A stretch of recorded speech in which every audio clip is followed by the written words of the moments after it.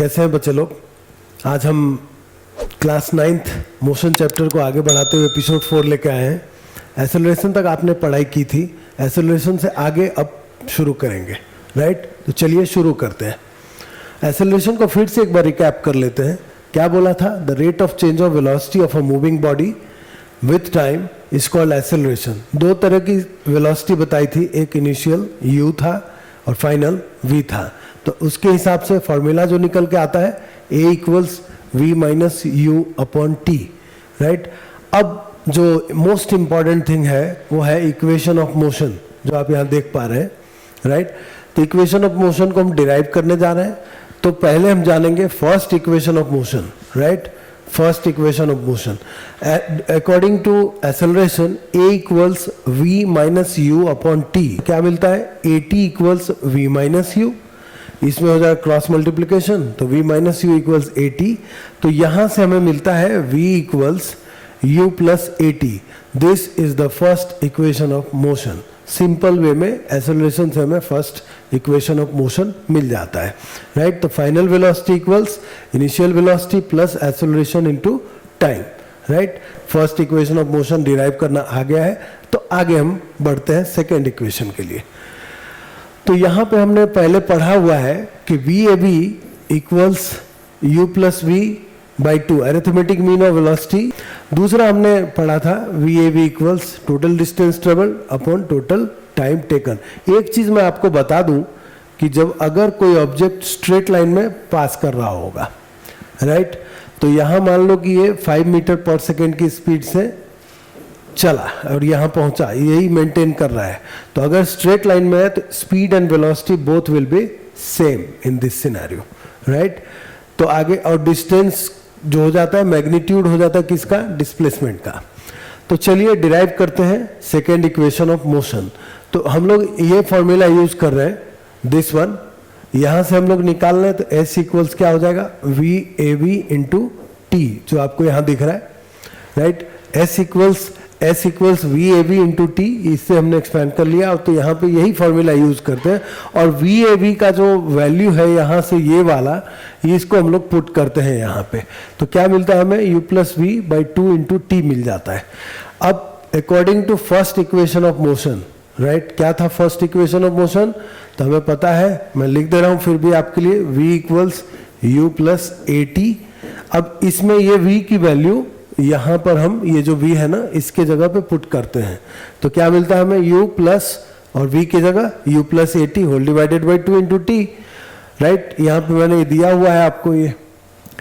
तो अब इसको क्या करते हैं और भी सिंप्लीफाई करने की कोशिश करते हैं। तो यहाँ पर हम देख रहे हैं कि this u plus u is 2u plus a t whole divided by 2 into t. अब t को इस ब्रैकेट को एक्सपैंड कर देते हैं तो हो जाता है 2ut plus a T square by 2 मिल जाता है, हमें मिल जाएगा ना? t से इधर भी दोनों तरफ मल्टीप्लाई करते हैं हम लोग। अब इसको भी थोड़ा अलग अलग कर लेते हैं। तो हमें देख रहे हैं 2ut by 2 plus a T square by 2। अब यहाँ से 2 कैंसल आउट हो जाएगा यहाँ पे ये वाला, राइट? तो मिलता क्या है हमें? s इक्वल्स यू टी, ये मिला U T plus half A T square by 2 का मतलब हाफ ए टी स्क्वायर हो गया, राइट? तो हमें ये सेकेंड इक्वेशन ऑफ मोशन यहाँ पे हमें मिल जाते हैं। This is your second equation of motion.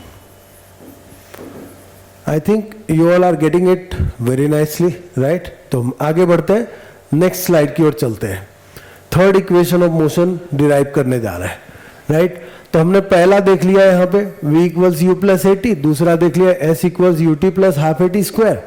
अब बात करते हैं यहाँ पे इक्वेशन 1 को बोला गया क्या? स्क्वायर कर दीजिए दोनों साइड, स्क्वायरिंग इक्वेशन 1। तो जब करेंगे तो v स्क्वायर हो जाएगा, इधर v का whole square plus u plus a t का होल स्क्वायर कर लेंगे, इसको एक्सपेंड कर दीजिए। तो v square equals u square plus a square t square plus 2u a t, right? अब देखिए क्या बोलता है यहाँ पे कि v square is equal to u square as it is रखा। अब इसको यहाँ पे हम लोग गेम खेलने जा रहे हैं, ओके? तो क्या देख रहे हैं? 2a को बाहर ले लेते हैं यहाँ से।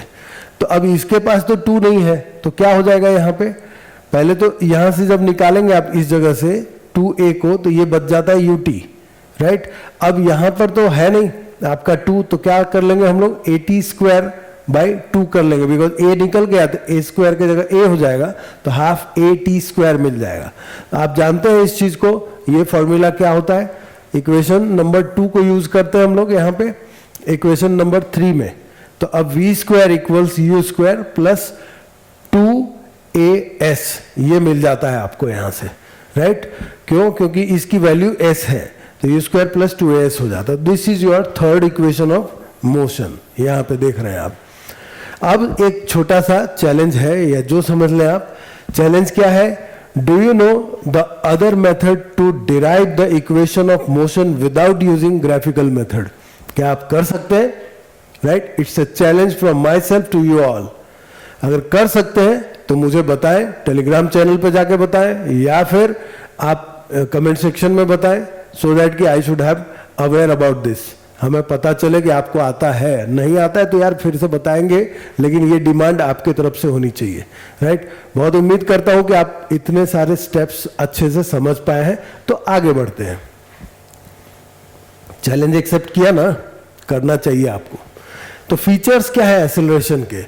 एक वेक्टर क्वांटिटी है, दूसरा इसका एसआई यूनिट मीटर पर सेकेंड स्क्वायर होता है।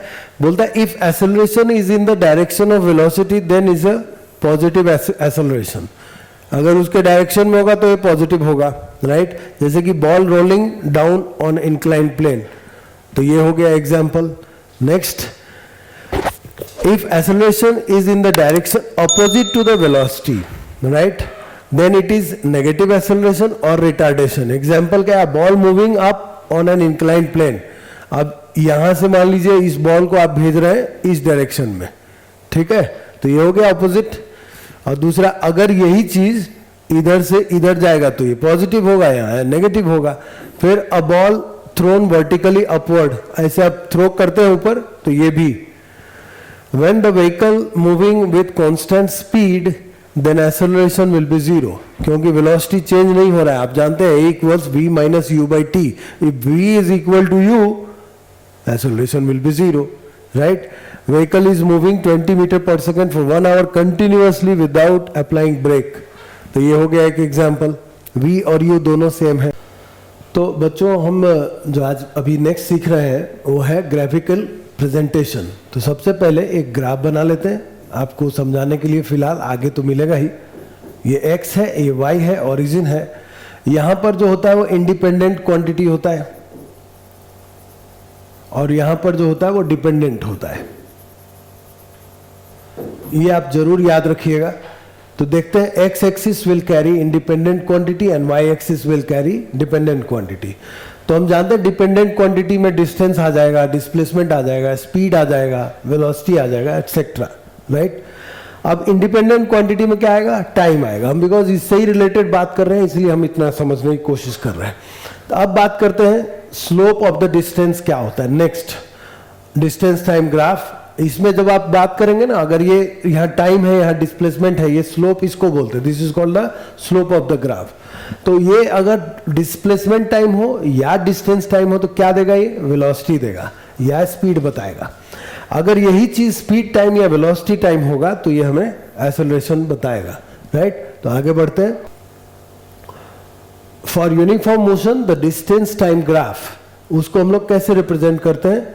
तो यहां पर लिखा है ना, slope of the distance time graph shows the speed of the vehicle, right. तो देखिए हमने एक्स एक्सिस पे क्या लिया है? टाइम, इंडिपेंडेंट क्वांटिटी, और यहां क्या लिया है? Distance, dependent quantity, right. तो इसमें जब हम देख रहे हैं कि जैसे जैसे समय बढ़ता है वैसे वैसे इसकी डिस्टेंस भी बढ़ती है, इसलिए यूनिफॉर्म है। ये यूनिफॉर्म हमेशा स्ट्रेट लाइन फ्रॉम ओरिजिन होगा। कंक्लूजन क्या निकलता है कि डिस्टेंस कवर हमेशा इक्वल, टाइम इंटरवल ये भी इक्वल, स्पीड कैसा? यूनिफॉर्म मिल गया यहां पर। तो ग्राफ समझना और याद रखना बहुत आसान है। अब बात करते हैं फॉर नॉन यूनिफॉर्म। अब यहां स्लोप कैसा दिख रहा है? कर्व की तरह दिख रहा है। This is called curve, right. तो यहां क्या देख रहे हैं हम लोग कि यहां जब था इस पॉइंट पे, अगर इस पॉइंट पे आया, फिर इस पॉइंट पे आया, फिर इस पॉइंट पे आया, फिर इस पॉइंट से आया, लाइक दैट। इस चीज को समझना है आपको, राइट। इस तरह से अगर आप देखते जाए तो क्या देख रहे हैं? Something like that. तो यहां डिस्टेंस कवर कैसा हो रहा है? अनइक्वल है, not equal. Time interval equal है, स्पीड नॉन यूनिफॉर्म है, तो केस नंबर 1 है ये। When speed increases with time then the curve will show positive slope. कैसा स्लोप देगा? Positive slope. अब इसी चीज को हम आगे केस 2 का लेते हैं, तो ये नेगेटिव स्लोप बता रहा है आपको। When speed decreases with time then the curve will show negative slope. Conclusion यहां आप देख लीजिए, ये जो उलट गया ना ऐसा, something like that, so this is called the negative slope. Distance cover unequal, time equal और नॉन यूनिफॉर्म स्पीड हो गया यहां पे। आगे बढ़ते हैं, वेलोसिटी टाइम ग्राफ में आते हैं। Body moving with constant velocity, यहां पर जब कांस्टेंट वेलोसिटी होगा तो एक ही जगह पे एक स्ट्रेट लाइन बनेगा ना इस तरह, parallel to the time x axis. तो मोशन यूनिफॉर्म है, चेंज इन वेलोसिटी नहीं है, इसलिए एक्सेलरेशन 0 है। With passage of time there is no change in the velocity of the body, so the body has a constant velocity, right. इस चीज को याद रखिएगा। आगे बढ़ते हैं, can velocity time graph gives the displacement is a big question, right. हम जानने की कोशिश करते हैं, ग्राफ बनाया वही पहले वाला ग्राफ लिया, बट यहां पे हमने क्या किया, 2 पॉइंट लिया, टाइम t1 लिया और टाइम t2 लिया, और a पर हमने a b और c d line perpendicular draw किया एक्स एक्सिस पे। तो अब क्या देख रहे हैं यहां पे कि imagine 2 points on the time line t1 and t2, we draw the 2 perpendiculars a b and c d on the velocity line. Here a b c d, a b is equal to c d and b d is, b d मतलब हो गया ये final time minus initial time t2 minus t1। तो area of rectangle ABCD क्या होगा, AB into B D, this is AB into B D. अब यहां पर क्या देख रहे हैं, AB क्या शो कर रहा है, दिस शोज वेलोसिटी, राइट। तो यहां पर वेलोसिटी इंटू टाइम, तो क्या मिलता है हमें, डिस्प्लेसमेंट। तो ये जो एरिया क्या बोलता है कि वेलोसिटी टाइम ग्राफ से एरिया गिव्स द डिस्प्लेसमेंट। तो याद रखिएगा इस चीज को। आगे बढ़ते हैं, वेलोसिटी टाइम ग्राफ में यूनिफॉर्मली एक्सेलरेटेड मोशन, तो क्या बोलता है, velocity changes y equal amounts in equal intervals of time, the acceleration of the body is constant for all uniformly accelerated motion, the velocity time graph is a straight line. आप देख रहे हैं यहां पे ये बन गया हमारा स्ट्रेट लाइन। क्यों? क्योंकि वेलोसिटी इस तरह से चेंज हो रहा है टाइम के साथ। मोशन यूनिफॉर्म है, change in velocity yes, acceleration uniformly accelerated. आगे बढ़ते हैं नेक्स्ट पे, वेलोसिटी टाइम ग्राफ में for non uniformly accelerated motion, तो ये इस तरह से कर्व बनाएगा आपका, ये something like that, right. Velocity changes by unequal amounts in equal intervals of time causing inconsistent velocity, the velocity is not consistent, right. The nature of the graph is a curved line.